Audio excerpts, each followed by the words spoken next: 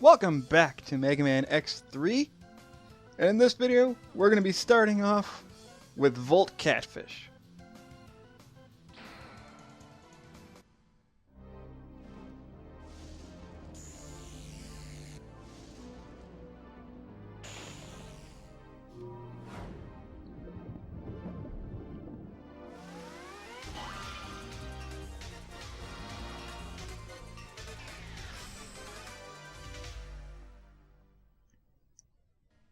Did you catch the cameo in the boss introduction there?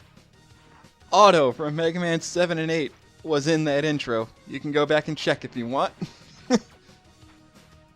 Anyway, hopefully this goes by a lot better than my run of the last stage that I was in, because holy cow. Anyway, Volt Catfish's stage is not too terribly hard. It's got some tricky parts in it. The problem with this stage is that this is one of the places where you can fight the mysterious Maverick that we saw in the last cutscene there. Now that he's been revealed, there's going to be these odd teleporters that you can find throughout different stages that'll teleport you to a extra stage where you'll be able to fight him. But we're not going to be dealing with him quite yet, because in order to get the best ending in the game, we have to be able to permanently kill him, and I don't have the weapon that I need in order to do that yet. These little electric crab enemies here, these are the worst enemies in this entire level. Because holy cow, sometimes they just decide, as you noticed with the last one that I fought, sometimes they just decide not to turn off their electric barrier, so you just can't do anything about them. But if they do, then that just probably means you're not supposed to fight them yet. And here I'm showing off a couple of the weapons that I haven't shown off yet, like the Tornado Fang, which normally the Tornado Fang is pretty good, but you have to shoot multiples of them in a row in order for them to do decent damage. For now, though, I'm going to take this elevator up here because we're going to be able to get the next heart container over here. It's a little bit tricky, but if you have the air dash, you can still get this without the air dash. It's just easier to get with the leg upgrade. Jump off the corner here, air dash to the right, and slowly descend down the wall to get the heart container, and then you can just dash your way back. You can still get that even without the leg upgrade. It just will probably cost you an extra life or two it might cost you a life to get it. As I mentioned before, using the Frost Shield gives you a higher chance of getting life energy, and I suggest using that to fill up your sub-tanks. And until we find where the armor upgrade is, you're going to be needing as much healing as possible, because look how much damage I've already taken, and I've only gotten hit by like 3 enemies here. It's a little ridiculous. Now, over here is where we would get the armor piece, but I need the Buster upgrade, as well as a different special weapon in order to use that platform to get to said upgrade. So yeah, we're going to be doing some more backtracking in the future, but for now, I also really like the music for Volt Catfish's stage. A lot of people prefer, I brought that up before, but a lot of people prefer the PS1 version's soundtrack over the Super Nintendo soundtrack, because the Super Nintendo soundtrack tended to use a lot of synth guitar, which some people would find irritating, but that's a whole nother story. I'm not playing the Super Nintendo version. The new X Collection that's coming out in a few weeks for Switch and PS4 and Xbox One, that will probably use the Super Nintendo version's original soundtrack if you prefer that version. So get that game when that comes out in a few weeks. If you want. Now, do I get to fight Bite? Nope. That's the thing. It's completely random whether Bit and Bite show up or not. Sometimes they do, sometimes they don't. Also, what's random is I can't get up to that side yet because I haven't fought an actual enemy. I haven't defeated the right boss yet. As I previously mentioned before, stages in this game change depending on what boss you defeat, similar to X1. However, it doesn't really feel as intuitive as it did in X1. It doesn't really make... Some of it makes sense, because, like, when you beat Volt Catfish's level, the power turns off in Blizzard Buffalo's stage, which makes sense. Or maybe it turns on. I don't know. It's one of those things. I don't know what triggers things. Personally, I haven't beaten this game enough times to know exactly how that kind of thing works. But trust me when I say that certain stages change depending on what boss you defeated.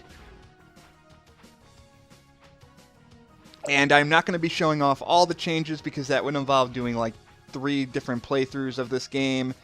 And as much as I do enjoy Mega Man X3, I'm not good enough at it to warrant doing multiple playthroughs of it to show off all the different stuff.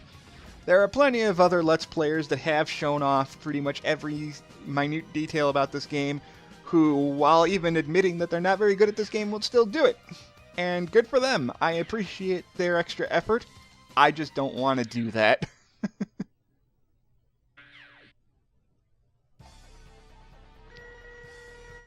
Thankfully, unlike Tunnel Rhino, we don't have a stupid mini-boss, we just have, you know, Volt Catfish here. And Volt Catfish has the same issue that most bosses have in this game. You hit him with his weakness, and then he goes into a loop. Which, I don't mind, because if he doesn't go into a loop, Volt Catfish is probably the hardest Maverick in this game. Weakness is the Tornado Fang, as you see here. And he'll jump across the room, and then he'll throw some electric energy balls that'll go across the floor and up the walls. And after you do a certain amount of damage, he will jump into the center of the screen. And if you let him land, he'll strike with a thunderbolt, and then he'll put up this electric barrier and shoot a bunch of energy balls at you. I'm not going to let him do that because that's ridiculously hard to dodge. So I'm just going to sit here and spam the Tornado Fang on him until he dies. That's just the easiest way to do it.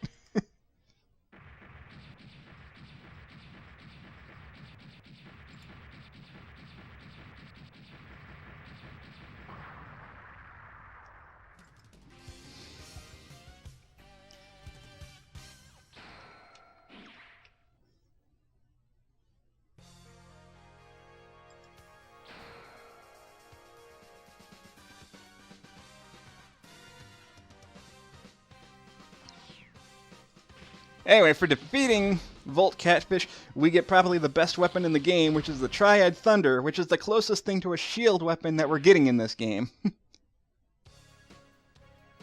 It's technically not a shield weapon because it only lasts about 2 seconds, but it's close enough to being one that it may as well be the shield weapon of X3.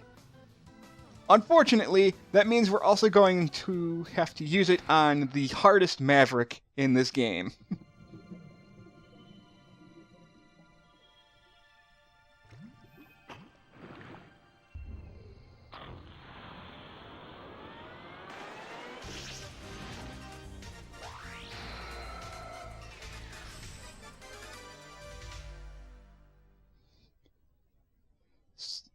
So moving on in weakness order, we have Crush Crawfish, who, as I mentioned before, in my opinion, is the hardest Maverick in this entire game. But he also has probably the best stage theme in the game, in my opinion, as well. Right over there, that little circular platform right to the left over there, is where the heart tank is in this level. But once again, I need the Buster upgrade in order to get it. This is why some people might consider not wanting to go in weakness order. But I go in weakness order.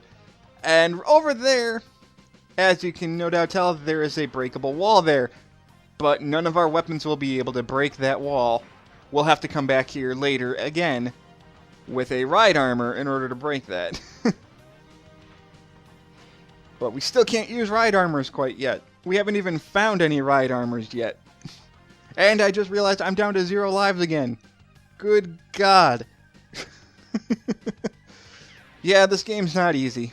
So I'm sitting here going like, okay, is Bite going to show up here? Nope. So I guess I'm okay. However, there is also another character that we can meet up in this level.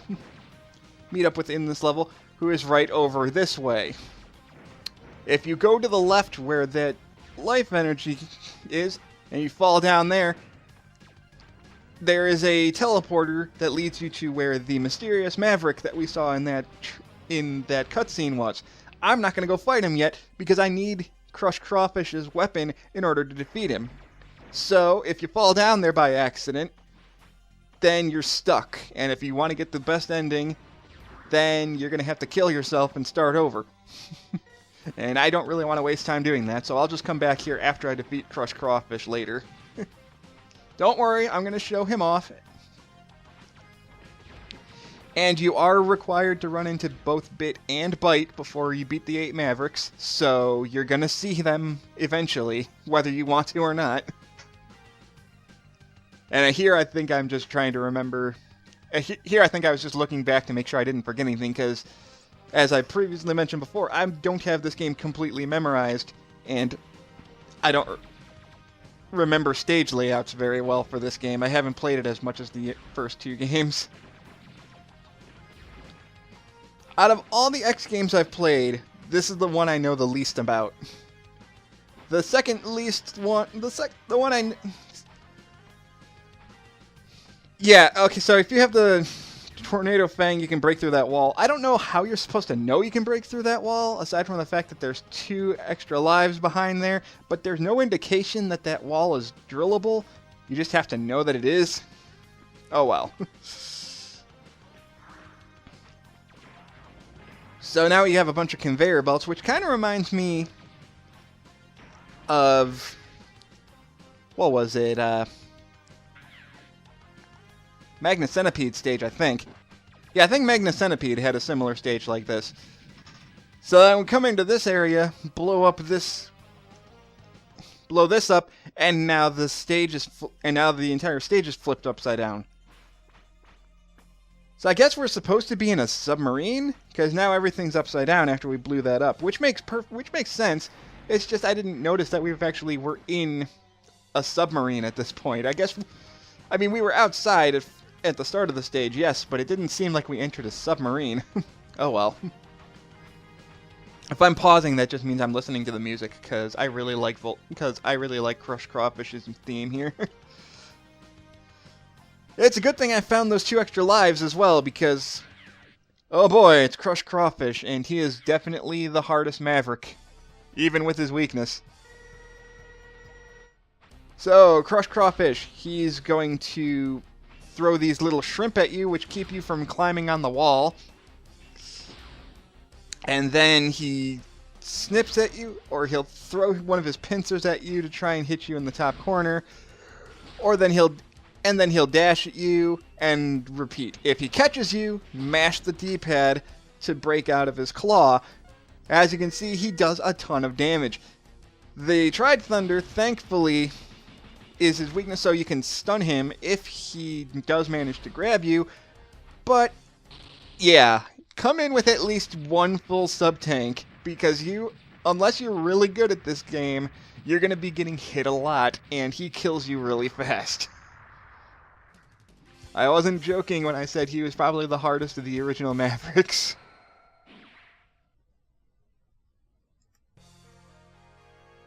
So now we have the Spinning Blade. And now we can go fight the mysterious Maverick, now that we have his weakness.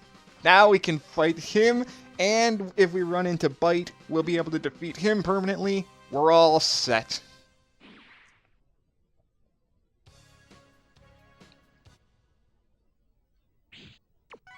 And we're coming up towards the end of the video here, but...